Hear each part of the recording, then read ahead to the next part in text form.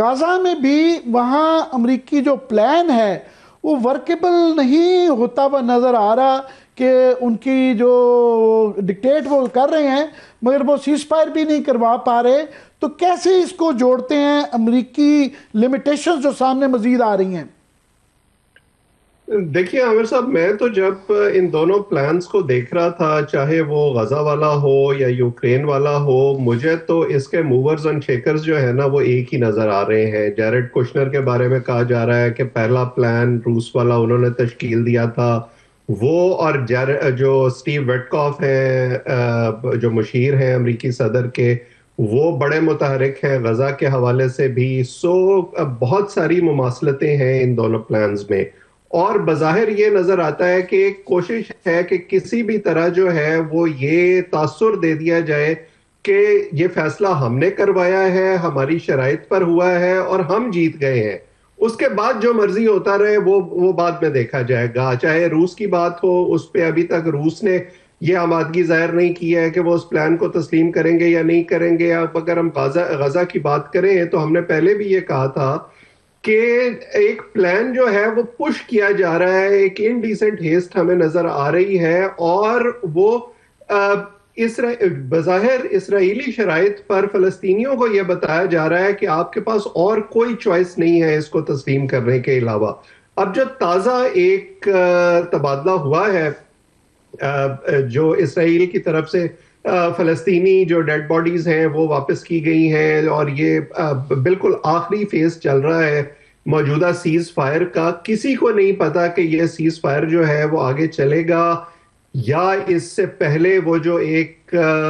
وہ پیس keeping body بنائی جانی ہے اور اس کے نام آنے ہیں وہ آئیں گے، یا دوسری طرف جو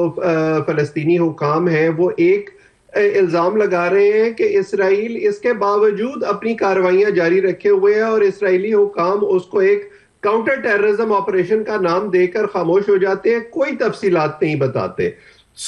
بہت سارے ابہام ہیں اس غزہ کی جو موجودہ سچویشن ہے اس کے حوالے سے بھی، میں اسرائیل کے ڈیزائنز کے حوالے سے مڈل بھی، اور ایسٹ پہ امریکہ کی بیکنگ کے حوالے سے. سکلین بہت گہری نظر رکھتے ہیں. سکلین یہ کلیئرلی نظر آ رہا ہے کہ وہاں سیز فائر نہیں ہو رہا، اور ان کی فلسطینیوں کی جو مشکلات ہیں، سردی بھی آ گئی، بارشیں بھی وہاں پڑنی شروع ہو گئی ہیں، اور قسمہ پرسی اور حملے بھی ان کے اوپر اسرائیل کی طرف سے جاری ہیں. تو یہ جو سچویشن غزہ کی ہے، امریکن پلان کا کلیئرلی وہ ورکیبل نہیں ہوتا ہوا نظر آ رہا. یہ لارجر انٹرنیشنل پرسپیکٹیو جو یوکرین کا اور اوورآل جو ری الائنمنٹ دنیا میں ہو رہی ہے، کیسے دیکھتے ہیں اس کو غزہ کو انٹرنیشنل پرسپیکٹیو میں؟ دیکھیے، غزہ نے بہت چیزیں بدل دی ہیں.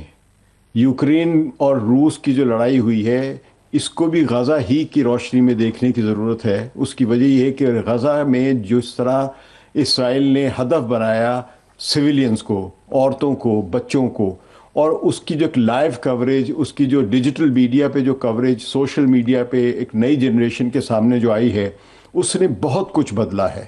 اب وہ جو لیگیسی میڈیا جو ایک کنٹرولڈ ہمیشہ انفارمیشن سپلائی کیا کرتا تھا، سی این این جیسے لوگ، بی بی سی جیسے لوگ، یا نیو یارک ٹائمز جیسے اخبارات، واشنگٹن پوسٹ جیسے اخبارات، جو بہت ہی کریڈیبل ایک معاشرے میں سمجھے جاتے تھے مغرب میں، یا فائنینشیل ٹائمز ہو گیا، جن کی بڑی کریڈیبلٹی سمجھی جاتی تھی،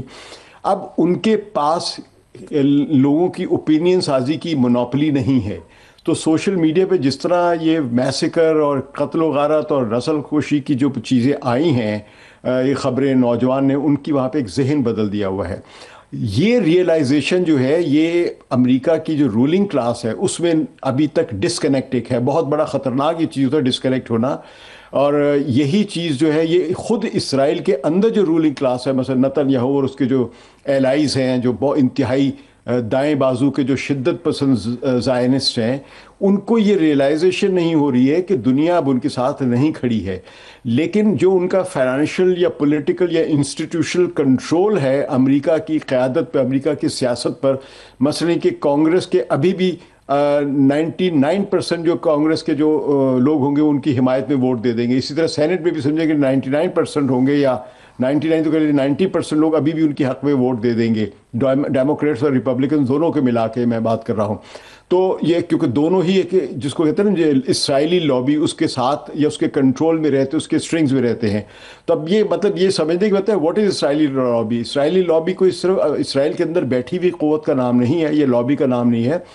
یہ لابی امریکہ کے اندر ایک جو رولنگ کلاس ہے, جو سمجھے جو ان کی بڑی پاورفل فائنینشیل لابیز ہیں, ان پر مشتمل یہ سارے لوگ ہیں. تو جس کے ذریعے وہ دنیا میں بہت سارا کنٹرول کرتے ہیں, کیونکہ اصل مقصد جو ہے اسرائیل کو بنانے کا یا رکھنے کا یہاں پہ وہ یہی تھا. میں سکلین آپ کی اجازت سے ڈاکٹر صاحب, یہ آپ وہاں سے جو سکلین نشاندہی کر رہے ہیں اسرائیل کی, آگے سے پہلے وہ صورتحال کچھ آوازیں آنی شروع ہو گئی ہیں مزاحمت کی, جو کہ پہلے 100-200 سال میں بھی ایسی نہیں نظر آتی تھی کہ امریکہ میں. اور ابھی میں چاہوں گا کہ ایک ری الائنمنٹ دنیا بھر میں ہو رہی ہے. ایک گلوبل ساؤتھ کی بریکس, ایس سی او اور بی آر آئی ان کے فلیگ شپس ہیں. Western world led by United States, جو نیٹو, ای یو جو ہے, ان کے درمیان ایک رسہ کشی ہے. تو ہمارے جیسے پاکستان جیسے ملکوں کو بھی اکارڈنگلی کیسے اپنے مفادات دیکھتے ایڈجسٹ کرنے کی ضرورت ہے؟ دیکھیے, یہ جو آوازیں آپ کو امریکہ کے اندر نظر آ رہی ہیں, یہ بنیادی طور پر ان نوجوانوں کی آوازیں ہیں جو سیاست کو یا گلوبل ڈپلومیسی کو اس ٹریڈیشنل لینس سے نہیں دیکھتے. سیاست کے اندر اور ڈپلومیسی کے اندر ڈسرپشن پوری دنیا میں ہو چکی ہے, اور امریکہ کے اندر بھی آپ کو اس کا مظہر نظر آتا ہے. آپ کو ابھی یہ نیو یارک کے جو میئر منتخب ہوئے ہیں, اس میں آپ کو اس کی ایک جھلک نظر آئی ہے کہ ان نوجوانوں نے, اس کے باوجود کہ یہ سمجھا جاتا تھا کہ امریکہ کے اندر آپ اسرائیل کے خلاف بات کریں گے تو آپ کو ووٹ نہیں ملے گا, لیکن وہ ووٹ ملا. ہم نے پچھلے سال امریکی یونیورسٹیوں کے اندر مظاہرے دیکھے, اور اگرچہ حکومت نے اس پر کریک ڈاؤن کیا, لیکن اس کے باوجود وہ نوجوان جو ہیں انہوں نے اپنا غصہ پھر امریکی الیکشن میں نکالا جا کر. یہ آوازیں مزید توانا ہوں گی, اور آپ کو نیو یارک کی جو آبادی ہے جس کے اندر جوش کمیونٹی بہت زیادہ ہے, انہوں نے بھی ووٹ دیا ہے زوران ممدانی کے لیے, اور وہ اپنے آپ کو جو زائنسٹ شکل ہے اسرائیل کی اس سے علیحدہ کر کے دیکھنا چاہتے ہیں, کیونکہ جس قسم کا انسانی المیہ غزہ میں جنم لے رہا ہے اس کو ڈیفینڈ کرنا کسی کے بس کی بات نہیں ہے. اسی لیے آپ کو دنیا میں آوازیں اٹھتی ہوئی نظر آ رہی ہیں. اب پاکستان کے لیے مسئلہ یہ ہے کہ پاکستان ایک بڑی کیچ 22 قسم کی سچویشن میں آ گیا ہے. ایک طرف آپ اپنے مخصوص حالات میں امریکہ کی خوشنودی بھی چاہتے ہیں, اور آپ چاہتے ہیں کہ آپ ڈونلڈ ٹرمپ کے رائٹ سائڈ پر رہیں, لیکن اگر آپ اس پلان کے حوالے سے کوئی اعتراضات اٹھانے کی کوشش کریں گے, یا آپ جو ڈیفنس فورس بننی ہے یا پیس کیپنگ فورس بننی ہے اس سے اپنے آپ کو باہر رکھنے کی کوشش کریں گے, تو اس کو شاید اتنی اچھی طریقے سے نہیں دیکھا جائے گا ڈونلڈ ٹرمپ اور ان کے قریبی حلقوں میں. اور کیونکہ اب آپ ایک واضح پوزیشن لے چکے ہیں کہ آپ نے اس کے حق میں بھی ووٹ دیا ہے اقوام متحدہ کی سلامتی کونسل میں, آپ نے پلان کو بھی خیر مقدم کیا ہے, تو مجھے نہیں لگتا کہ پاکستان کے لیے اتنا آسان ہوگا کہ وہ اپنے آپ کو اس کے اگلے مرحلوں سے باہر رکھ سکے. اور میں ذاتی طور پر مجھے بڑی تشویش ہے کہ جس قسم کے ہم شبہات کا اظہار کر رہے ہیں اس پلان کی امپلیمنٹیشن کے بعد, اس کے اثرات پھر ہمیں پاکستان کے اندر شاید ایک عوامی رائے عامہ کی شکل میں دیکھنے میں آئے. جی سکلین, یہ ہمارے ہاں تو بدقسمتی سے میرا خیال ہے پرائم ٹائم میں کل بھی اور آج بھی ہم واحد چینل ہیں جو اس کے اوپر بات کر رہے ہیں کہ یہ جو اس وقت دنیا بھر میں اور خطے میں جو واقعات ہو رہے ہیں اس کے ہمارے اوپر, ہمارے جیسے ملکوں پہ بلکہ زیادہ اثرات ہیں, پر یہاں کوئی ایسی ڈسکورس نہیں نظر آتی ہے. آپ کیا دیکھتے ہیں کہ ہمارے لیے, ہر ملک انڈیا بھی دیکھ رہا ہے, ہم اس الائنمنٹ میں کیسے فٹ ہوتے ہیں اور کیا کرنا چاہیے؟ عامر, ابھی اویس نے بڑی اچھی بات کی کہ کس طرح نئی جنریشن جو ہے ویسٹ میں, امریکہ کی انہوں نے خاص طور پہ مثال دی, انہوں نے کس طرح ڈیفائی کیا ہے وہاں کی جو ٹریڈیشنل ایک جو بھی رولنگ کلاس کی پالیسیز یا ڈپلومیسی رہی ہے. ہمارا مسئلہ یہ ہے کہ ہمارے یہاں یہ ڈسکشنز ہے ہی نہیں. آپ اگر کل جا کر فلسطین کے حق میں اور اسرائیل کے خلاف مظاہرہ کرنا چاہیں تو آپ گرفتار ہو سکتے ہیں اسلام آباد میں. آپ کے سامنے ہی بہت سارے لوگوں کو، نوجوانوں کو گرفتار کیا گیا ہے، لاٹھی چارج ہوا ہے، جیلوں میں ڈالا گیا ہے، اٹھا لیا گیا ہے، کیونکہ اب اٹھانا بھی ایک نئی طرز ہے پولیس ریپریشن کی یا سیکیورٹی ایجنسیز کی، اور سینیٹرز تک کو بھی اٹھایا گیا ہے. تو اس وجہ سے ایک کھلی گفتگو نہیں ہو رہی ہے. آپ کے لوگ جو ہیں وہ ضرور اندر سے بے انتہا گہری دلچسپی لے رہے ہیں،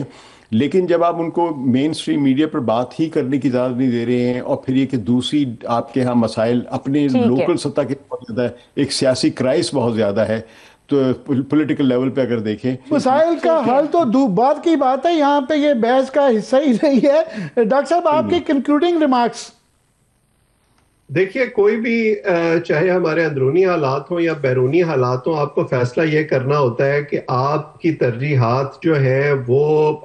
شارٹ ٹرم ہے یا لانگ ٹرم ہے. ہمارے یہاں بدقسمتی سے جو صورتحال ہے اس میں دنیا ہمیں تب تک سنجیدہ نہیں لے گی جب تک ہم اپنے انٹرنل مسائل حل نہیں کرتے، اور ان میں بھی ہماری جو ترجیحات ہیں وہ بہت زیادہ میسڈ اپ ہیں. ہم بالکل ایسے لگتا ہے کہ آج کے لیے سوچ رہے ہیں، اور اس سوچ پر بھی ضد اور غصہ غالب ہے، اور یہ سوچ غالب ہے کہ وہ جو ڈنگ ٹپاؤ پالیسی ہے نا، یہ وقت کیسے گزارا جا سکتا ہے، کل کو جو ہوگا وہ دیکھا جائے گا. اس میں کوئی طویل مدتی پالیسی بننا ممکن نہیں.